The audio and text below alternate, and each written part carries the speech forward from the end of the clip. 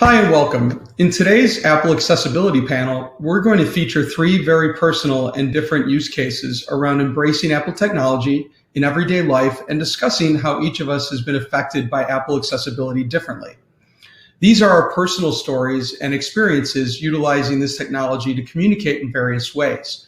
Today, we will be addressing why accessibility is so important and how each of us are advocates either for ourselves or for others. So, why am I an advocate and who am I for? My son Lawrence is a key focus for me in this session. Having an extensive background in child psychology, my wife noticed that Lawrence may be struggling in various developmental skills around the age of 6 months. It became more evident at 1 year, so we brought him in for various testing, and he was ultimately diagnosed being on the autism spectrum. We immediately immersed him into various types of leading-edge therapies, such as applied behavioral analysis, or what's commonly known as ABA. We also leveraged the Apple iPad and iPhone as communication, learning, and soothing devices, not only in the home, but also at his school. My part of this discussion will be keying in on successes my son has had with the Apple technology as it relates to his disability. I try to be an advocate and champion of support for my son in his life, as well as with all people who struggle with physical and cognitive disabilities, specifically in a professional environment. Only a few years ago, about 19% of people with disabilities were employed versus 68% of people without a disability. This is an untapped labor pool where recruiting in our country is an all-time competitive high. Also, 87% of people agree or strongly agree that they would prefer giving their business to companies that employ people with disabilities. Within Jamf, I am able to do this through us founding an employee resource group known as Accessibility for All. I personally started thinking about this effort based on what many notable companies are already doing internally. Walgreens is a great example of this. Over the last several years, Walgreens has hired over 1,000 people with disabilities. They didn't lower the bar when it came to performance. What they did was open the door wider to include those who are routinely overlooked. They also found that in many instances, the population of people with disabilities had higher productivity and lower turnover, 48% less. If you want to learn more about what we are doing at Jamf within this area, please visit jamf.com. So now I want to show a couple of videos of my son and how he has embraced Apple technology in his life and the importance and differences they have already made for him and for us in everyday actions. The first video is from 2017 when my son was doing ABA therapy at a local autism school. This video demonstrates Lawrence being able to communicate with his teacher, letting her understand what he wanted, more letters to play with. Can we see the first video?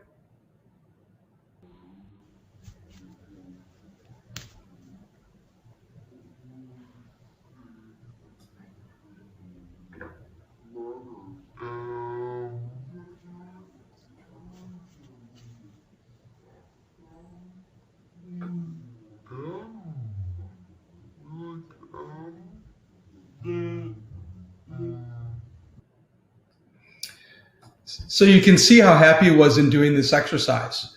This is because prior to this event, he often became frustrated because he was not able to communicate with anyone to share what he actually wanted. This was truly a breakthrough moment for him and for us as well.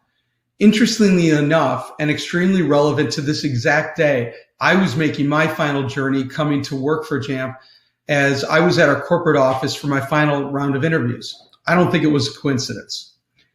The second video depicts him using a school-provided iPad being utilized in what we call single app mode.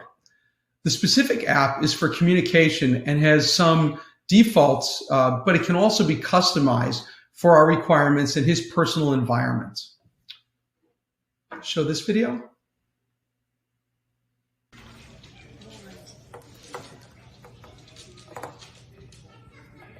Two. Eat. Eat. Yellow chips. Great. I want to eat yellow chips. Good job. High five. You want to eat yellow chips? Okay, I'll get them. This device allows Lawrence to convey things to us like being hungry, what he specifically wants to eat or drink, wanting to go to play outside, or taking a ride on his tricycle. He takes this to school with him and then also home. It follows him wherever he goes. He was just given this device last school year, but loves playing with it and is getting better with it all the time. Lawrence also really loves music, and he utilizes an iPhone to play all his favorite tunes. He typically uses this right before he goes to bed to soothe himself and be able to wind down. Simple, but it's very effective for him. These are some of the main examples of how Apple has made a difference for our son and our family with the great technology and apps provided to him. My hope is that ultimately people are celebrated for their differences. So please don't hide or be ashamed of your accessibility differences. Embrace and celebrate them. So now I'll turn it over to Kelly with her use case. Thank you, Kurt. I'm excited to get an update video in a few years. Hello, my name is Kelly Offerman, and I'm a healthcare business development executive here at Jamf. And I'm also dyslexic. Dyslexia is most commonly defined as a learning disability as it relates to one's reading and writing skills. Dyslexia can occur in people of all backgrounds. I have seen varying estimates, and on average, about 10 to 17% of the population have dyslexic symptoms. My interpretation of this definition, based off my personal experiences and the research I have done, is that definition is how dyslexia affects me. Reading and writing issues are how dyslexia affects me. What creates that effect is a neurological difference in the way I process information. This way of processing also allows me and other dyslexics to naturally hone in on key strengths such as mechanical reasoning and dynamic reasoning, to name a few. This difference has also given me many, many positives and adversely affects my ability to phonetically decode. This difference in processing does not affect one's vision, which is a common misconception. Have you ever heard that dyslexics see backwards or flipped? This is because dyslexics typically view and process in 3 dimensions. And when describing what they're seeing or processing what they are viewing in letters, this is typically how it's described. This strength in seeing in 3 dimensions also relates to one's mechanical or material reasoning skills. This difference in neurological processing is also not associated with low IQ scores. Studies have found that dyslexics are typically more creative and have a higher overall level of intelligence. Yet 80% of the population believe that dyslexia is associated with low intelligence. And dyslexics are 5 times more likely to be unemployed. They also have higher rates of dropping out of high school, nearly 60% for those with dyslexic symptoms, and have higher overall rates of incarceration. A study in Texas found nearly 50% of their prison population had dyslexic symptoms. And depression is often incorporated into their lives due to the struggles listed above and several others. So dyslexics are more likely to be looked at as having low intelligence, dropping out of high school, become unemployed, and struggle with low self-esteem because of being labeled stupid or slow. For me personally, I struggled with depression in elementary school. I knew I was different and could not express to the world what that meant for me. Getting my high school diploma was a requirement from my parents, so I never understood the stigma I was battling against until I started becoming my own self-advocate as I progressed through school. College, and more so a bachelor's degree, seemed completely unachievable to me. And unfortunately, some peers, teachers, and counselors let me know this. This photo of me with my parents in my cap and gown and my goofy smile are proof that I could do it. I was feeling on top of the world when I took this photo, which was only possible because of advocacy and Apple technology. My mother, who is with me, is a retired educator, and she noticed early on that my effects of my dyslexia were not going to hold me back from contributing and competing academically amongst my peers. So after I graduated, I celebrated my accomplishment by taking a trip with my best friend. I snapped this picture of a pink orchid on the beach with the ocean in the backdrop and posted it to my social media account with this caption: and I'm summarizing. Last day in the Sunshine State, and it has been a journey to get here, to say the least. Working double shifts to make ends meet while finishing my bachelor's degree evenings and weekends. Finding time to study usually meant hauling all my books to work so I could study on my lunch breaks. I wouldn't have made it this far without help from so many wonderful people in my life. Being a dyslexic with a bachelor's degree in business management was a task.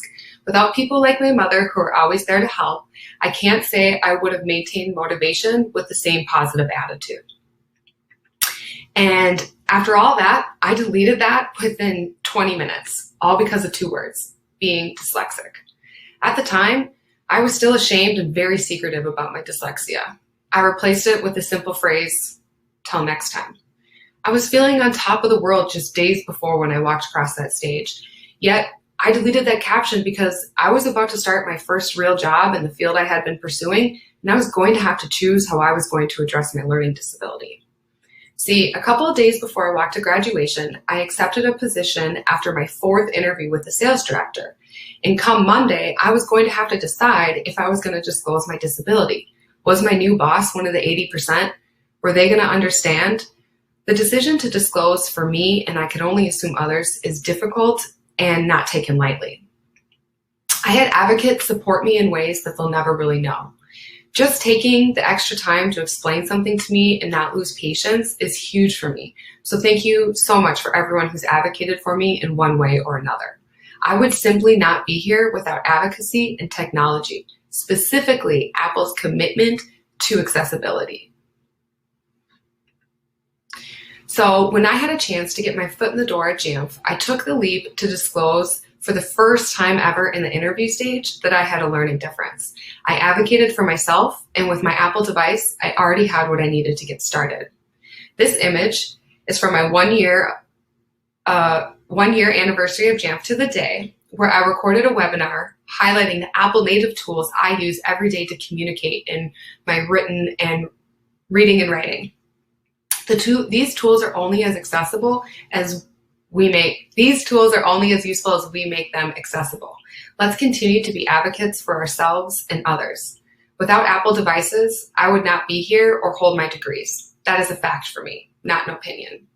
Advocacy got me out of the separate classrooms, opened the door for me, and Apple technology enabled me to be successful. So with that, I'd like to introduce our final presenter, Tim Kilburn.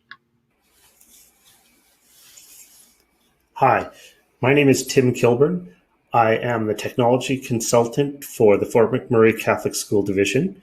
Fort McMurray is a smaller city up in northern Alberta, Canada, and I've been teaching and being the technology consultant up here for over 30 years. You may notice, because I'm not always looking at the screen, that I'm blind. Now, blindness is not necessarily an all or nothing thing. Somebody who is blind could be totally blind, meaning they don't see anything, of course, or they could be somebody who has a visual acuity of less than 10%. Now, that 10% visual acuity could be just they see about 10% of what a normal person does, either through field of vision or just through depth or length of their vision. Now, as a blind person, I have experienced many challenges and barriers, both in my professional and personal lives.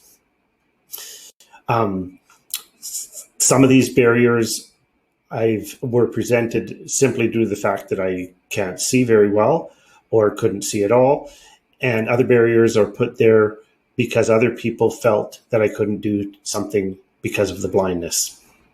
For example, as a blind person, I went to university, and the Dean of Education at the university where I got my Bachelor of Education felt that I would not be able to teach in a regular classroom, but I actually, in fact, taught in the regular classroom for over 25 years before I attained this position as technology consultant. So you could see that sometimes one needs to advocate for themselves to prove to someone else that the hurdle or barrier that someone else has put up there is not necessarily real. On the other hand, my father was a pilot, And as a child, and probably even as an older person, if I would have still do that, I just very much enjoyed flying with my dad up in the airplanes. If I had the vision, I'm sure that I actually would have became a pilot. So as you can see, there are things such as being a pilot that are more or less impossible for me to do as a person with a visual impairment or being blind. Whereas there are lots of other things that I could do or that I do that would probably surprise you. Some of these things I do through ingenuity. Some of them are through pure perseverance, and others it's due to the improvements and adaptations of technology. Now, Apple has made a commitment to accessibility in their platforms, and this priority that they put on accessibility has made things that were not necessarily attainable for me or for others with visual impairments, made them more possible now. Just consider the iPhone. The iPhone is a device that is a touch screen, and blind people use touch to figure things out. You, as a sighted person, will go to touch something on your iPhone and it just interacts right away. So you touch the icon for phone and it opens the phone app. For a blind person, this would be a problem because I would feel around on the screen trying to figure out what things were, and then it would activate something. This restriction or limitation did not stop Apple's engineers from coming up with something, some idea that they could use in order for a blind person to use an iPhone or any other touchscreen device. What they did is kind of like put an invisible layer on something on the screen so that when you as a blind person touch the screen, it actually, instead of activating the thing, just reads out or explains the item that is there on the screen. And there are some of the gestures that you might use to do things are just slightly different than what I would use. For example, touching that item on the screen, once I know it's the phone app, I double tap on it instead of a single tap to make it work. Now, what I'll do now here is I'll get Kelly to show a video and play the video, and I'll talk a little bit about what goes on during the video and what I do with some of these applications. I'm going to put a set of headphones on here while this is going, and hopefully I can get it unmuted. Messages. Doc. Phone. Here we go. Mail. 9 and red ink. Mail. So here, edit. Button. Mailboxes. What I boxes. do is Home. I double 1. tap iCloud. to open up the mail app. FMCSD. 7 and red messages. Button. Replied. Kelly And then Offerman. I will J. swipe Replied. left Patricia or Namath. right Unread. Kent McMullen. through the Foot. items Unread. that go on Tassiness. here. Amanda Richard. Action required. When I Unread. get to the one I Amanda want Richard. to Action hear, required. Speak. Selected. I will double tap Inbox. on it. 7 and red messages. Previous next message from Amanda And then Richard. I'll just swipe through until we get to the text area. CC Jeff Ovick. As attachment. Action required. Speaker agreement for virtual Greetings virtual JN. Greetings virtual JNUC session speaker. You are receiving this email because you are a speaker of an accepted session for virtual JNUC 2020 and you have not yet agreed to the speaker agreement in our speaker resource center. Before inbox 7 and red messages. Back button. Now you'll notice Inbox. a couple things that go on here. It actually FMCSD. talks very Back button. fast, but that's when you get used Edit. to listening to this, Doc. it's very understandable for me as a tab blind person to Recents. listen to a tab. computer talking. Contacts. Tab. In this case, it's an Australian Favorites. lady called Tab. Karen Recents. is the name of the Tab. voice, and To a I prefer the hearing Father the McCready High Australian School. accent Outgoing. compared 3 to other accents. Missed. Button. 2 of 2. Sorry. Doc. Books. News. You'll also notice that sometimes it just takes a little longer Apple to get News, some July of these 15. things done, but News that's not a feed. big deal Apple to me. COVID-19 updates. It's What will something top you stories? just get used to. Chosen by the Apple News Today feed. National. The Globe and Mail. So we're Canada. just The going to Wall go Street through Journal. and The show Globe you a and bit Mail. of the Canada is now the only Five Eyes member to not ban or restrict. The Wall Street Journal. news Coronavirus cases kind of rise in thing we're Florida. doing, Mississippi. just Global reading news. through here. Search for father of girls found dead in Quebec complicated by terrain. Back button. Title. Search for Father of Girl by Colleen Framboise and Alessia Simona Murata Vertical Line Global. Posted July 14th, 2000. Play. Button. Caption. Watch. Locals on edges intense Quebec manhunt enters 6th day. The dense, forested terrain southwest Quebec City is likely complicating the search for the father of 2 girls who were found dead after becoming subjects of an Amber Alert, 2 experts said Tuesday as the manhunt stretched into its 6th day. Francois Doré, a retired Quebec police officer with 33 years experience. Okay, so I'll finish this news one here and Caption. we'll Watch. Play. back out Posted of July it. by Colleen Wolfram. Title. Search for father of girls found dead in Again, you'll Quebec notice that complicated by sometimes it just terrain. takes a little longer Apple for me News. to do July things, 15. but Heading. as I said, I get used to it. News. So go back to the home and Set. I'm Seeing going AI. to show you a different application that I use fairly Seeing commonly AI. on the phone. Menu. Button. Quick. HT0. Return. Delete. Recognize. Return. Channel. Short text. Channel. Short. Delay. Return. So Document. this one Left edge not visible. recognizes it's an actual Product. artificial intelligence Person. app. Currency. And what I'm going Scene. to do is Preview. go through it, find the scene. It's Take going to picture. take a picture Button. Quick with the help. camera Button. on the iPhone, Menu. Button. and then it's going to process it Menu. and tell me Button. what it is. Quick help. Button. Take picture. Button. Processing. A desktop computer sitting on top of a desk. There you go. It's a desktop computer Save sitting photo. on top Button. of a desk. Share. That was Button. Explore photo. Button. that Share. was in Save my photo. downstairs desktop office that computer I've sitting been on using close. during Button. most of the COVID time. Probably a bit of a Menu. mess. Sorry Button. about that, but that's Seeing a the nature of things settings. here. Media folder. Okay, 22 now I apps. think I'd go into the Media. media folder, Heading. and DV. the idea here is I was going to show you that most sighted Doctor. people do Oakley. like to Yukon watch Vet. movies Next here year and 3. there, E3. and me Inspector as a blind George person, J. I enjoy Agatha Raisin. watching Next movies year. as Death in well. Paradise. Inspector Morse. Next Or year's TV Father shows, Brown. and you can Continue see some of the Outlander. things that we Continue watch S1. occasionally. Mansfield Park. I'll get down Ford here versus Ferrari. to Sense and Sensibility. Recently added. the Button. Ford 10. versus Ford versus Ferrari. Ferrari. Continue. Time remaining. Media. Alert. This video can't be played while the screen is being And recorded. then you find out that I actually Okay, couldn't button. show you this because it's not going to let Watch you now. see Heading. things that Watch are now. protected Heading. DV. when I'm doing a screen recording. DV. That was. There we go.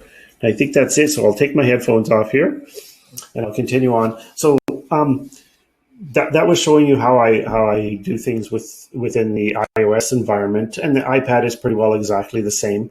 Similarly to the accessibility within your iOS, there is accessibility on the Mac as well. And I use a screen reader called Voiceover, and Voiceover uses accessibility technology, and what it does is grab hold of accessibility API hooks that are within Apple's frameworks, and it allows things to be announced, it allows things to be described, and it also tells me whatever's on the screen. Now, different apps and websites work better than others when I'm using VoiceOver. It all depends on the developer of the site or the app if they actually use the proper accessibility APIs and reference them when they're doing their apps. If they do not, it can make it extremely hard or somewhat impossible for me as a blind person to do things on the Macintosh. Actually, and that would be the same whether you're on the Mac, Windows, or anything. The screen readers need to reference accessibility APIs in order for them to work. So I guess my thing there is to implore people who are developers, or those people that you know that are developers, to make sure they do a good job labeling and doing coding their applications and websites properly so that they're easily used by us as a visually impaired community. So overall, what we've found over the last half an hour or so of us doing our presentations is you find that sometimes we as persons with disabilities or differences need to advocate for ourselves. Sometimes we need family, friends, colleagues, or other organizations to advocate for us. And sometimes we need big corporations like Apple or Jamf to raise the bar with respect to accessibility, which encourages other organizations and other corporations to build accessibility into their applications and websites and make them usable for everyone.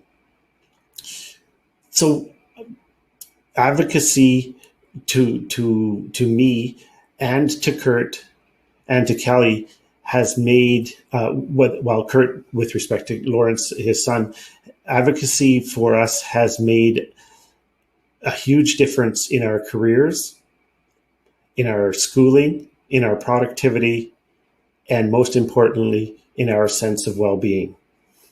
Thank you very much for listening and coming to our session. Have a good one.